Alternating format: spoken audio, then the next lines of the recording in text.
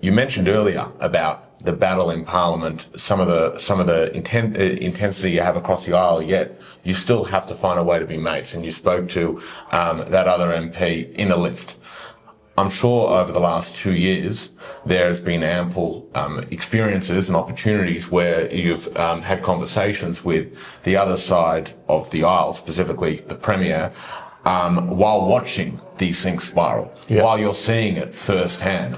How is this issue of protecting Jews, which, I mean, it is pretty bloody clear what Jews are going through in Australia right now, how has this issue been different when you're speaking to them relative to other issues? So two things. So firstly, by and large, members of Parliament from the two major parties and the government, being Labor, have been very sympathetic to me as a Jew. And every time I've spoken in Parliament, I would get the other side come up, give me a hug, and really feel for what I've been dealing with. And there's another Jewish member of Parliament from the other side who's been experiencing that as well. But I think, I mean, it'd be fair to say, because I'm representing the largest Jewish community, it's a little bit different in terms of the weight that I'm carrying.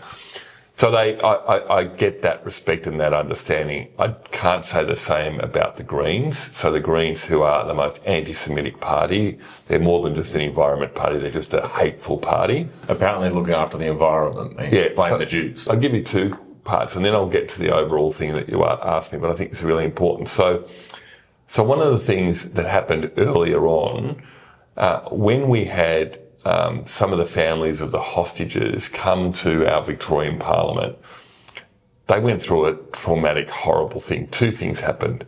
Firstly, we had them in talking to members of Parliament about their family that have been held hostage by Hamas, and they were going through everything else. We had, again, one of these Greens members wearing a keffiyeh, going past the room and taking a photograph, and just like so... Hostage families. Hostage families. Right. So that was just so insensitive that's the nicest way to put it. And this person would, they wear a keffiyeh in Parliament and do all... And I remember one time she even came past, and I'm sitting at the table because being in a leadership position, I'm right up at the table, and I had my back kind of turned, and excuse me, can I get some water?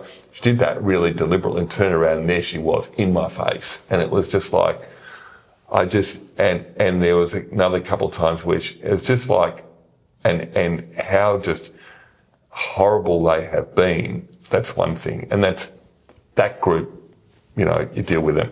But back to your point about the government. There's one thing about being sensitive to people's plight, but when there's been a vacancy in leadership, that's been the issue. And for the government and the Premier has been vacant in terms of doing anything to show real leadership, to stamp out the hate. And a lot of it has been, even when a lot of the things started to happen, it was acknowledging anti-Semitism and Islamophobia, and using the word Islamophobia at the same time as anti-Semitism way before the Islamophobia issues even happened. And I think just even that almost normalising or equalising people's issues. And I remember when the Christchurch massacre happened, no one was talking about anti-Semitism, and it was the Jews. And I remember making, contributions in Parliament about the Islamophobia and about what happened with Christchurch, and visiting mosques and lighting candles with members of the Jewish community and making that the focus, because that's what it was. So why are we talking about Islamophobia when it was clearly an anti-Semitism issue? And why were we allowing these people to hate on our streets with weekly protests with no consequences, where other states had permits? We had none of that. And it was like the government saw themselves. And I remember the Premier mentioning to me that she felt like she was in a tinderbox of not being able to really do anything because she was being hit from all ends. And leadership sometimes is about making the hard and tough decisions. And our Premier couldn't make the tough decisions of really showing consequences, standing up and legislating. And it's all very well to do things after the effect, but you've got to do things and stand up when it counts. And when we had people coming out on November the 10th, hunting Jews on the Sabbath after a burger shop was burnt down by what was then afterwards found they were certainly not Jews. They were actually, I won't even talk about who they were, but they weren't Jews, right? Far from it. But Jews were blamed for burning down a store because it was owned by Muslims. So the response was, let's go and target Jews on the Sabbath. What happened with that? Nothing. That was allowed. That was okay to go and target Jews on the Sabbath. Rocks were thrown, all kinds of things. Had to close a service on that Friday night. And it kind of just went from there, from bad to worse. How much do you think that is an issue of the Jewish community is a small community, doesn't have the major voting bloc, whereas some of the other communities who are being vocal could potentially vote these members out of office, and that being the fear rather than looking after the first responsibility, which is the people? Has everything to do with that. Has everything to do with that. And I think about it, the vacant leadership that we've had at state and federal level in this, that have allowed things to happen. And now we do have Islamophobia. But we have it because this government hasn't stood up to people. By and large, it's from the left. It's from the far left students that have been manipulated to such a way to blame Jews for everything.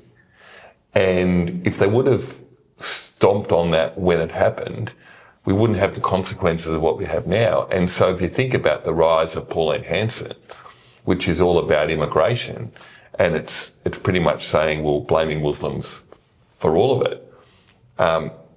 It's absolutely extremist. Muslims have no place.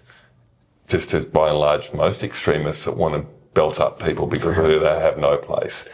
I don't just differentiate. If you're a bad person and you're targeting somebody because of their faith, their background, well, quite frankly, there should be consequences for those individuals. There haven't been in Victoria or in Australia. It's kind of, they've been allowed, but the left have been allowed as well. And I call it the horseshoe of hate. We've had the far right and the far left come together, and they would not agree on anything. They wouldn't agree on LGBTI issues. They wouldn't agree on environment issues. No social issues would they agree on except for hating on Jews. That's where they've come together. The far left and the far right have come together to hate on Jews. And the government have given permission. And that's not right. And the government could have fixed this in 5 minutes by saying, you know what? There's no place for any of this, and we're going to shut this stuff down. We're going to lock people up. We're going to make an example of people. And you know the interesting thing, and probably many people in America don't understand this. Victoria's secret ingredient over many, many years is our multiculturalism, is the fact that people have come from everywhere and made Australia and Victoria their home. Our best immigrants have come here, all the way back. Yes, we've had great Jews that have come here. We've had Italians, Greeks, Chinese, Indians. They've come from everywhere, and they're proud Aussies. And they do whatever they can. They work hard, and they're successful because it's a kind of mateship and have a go moment. And if you work hard in Australia, it is the best country to be able to have success, the best place to be able to, and that's why people come to Australia. And so most people have accepted that and love that. But we've kind of lost our way. And because we've allowed this kind of stuff to happen, the good immigration has been sacrificed by allowing bad immigration, but also not having consequences for people that do bad things. So now what was our biggest strength has become our weakness, and now a lot of people have been lumped into the whole pie with all of this, and that's dangerous. For me, I think that's really dangerous, because I still am a big fan of good immigration, because that's what makes a country great. They're alive. We wouldn't be the coffee city if it wasn't. We wouldn't be half of the things that we are. We're the biggest melting pot of just about everything. It's interesting. Australia Day, because of a whole range of whatever, and, you look at the Indigenous element, and we have a thing in Australia in terms of, because of, some people will call it Invasion Day because it was, when Australia became Australia and Indigenous Aborigines were here first. Well, that's something we've got to deal with, but we also need to get over the fact that we've got to be proud of who we are as a nation, right? And it's our Indigenous history, but it's also our immigration, and it's everyone together that's making Australia great. Our cricket and our footy, making it great. All making it great, right? Specifically the Brisbane Lions at the moment. Oh, well, St Kilda, we'll eventually get there and win a flag. He came up behind him like a librarian. He never heard him. One flag before I was born. I mean, we've got to give St Kilda 5 flags since I was born. There you go, right? But interesting, Raph, I look at America and how proud people are on their Independence Day, and, people wear their flags with pride and they love it. They love their country. I love my country. I love Australia. I think it's the best place in the world, but we need to get a bit of pride back. And I think that's kind of missed a bit. And on Australia Day, we don't have the parades that we used to have. We're starting to get the merch back. But even a year ago, the big supermarkets were banning Australian merchandise because of political correctness. That's just crap. We've got to be able to wear our flag with pride, wear the thongs or the flip-flops or whatever you want to call them on our feet. We've got to be careful. But we've got to wear those on our feet because they're the Aussie flip-flops. You call them flip-flops in America? Yeah, I've made that mistake at basics. That's a story for another time. Well, whatever they're on your feet. But we were the ones that invented those, I'm sure. Well, you got Australian versions that we love. But the thing that's really interesting is, for love of the money, it's very hard to find much of a celebration. Some will have the Aussie barbecue and everything on Australia Day. But you know what I love the most? I go to Government House. And in Government House, it's full of about 18,000 people because they open it up to the public. Yeah. Going.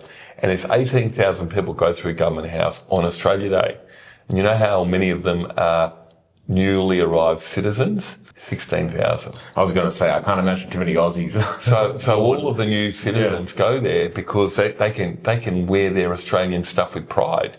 Because isn't it ironic, in Government House, which is the UK, where people would claim, it's the UK did the invasion stuff, but that's where you can feel comfortable wearing Australian merch. I remember growing up as a kid, we'd all do the Haviana challenge at the beach and all that kind of stuff, which is kind of... But I think it's coming back. And so just to finish off on that, I think people had enough of that bullshit. Yeah.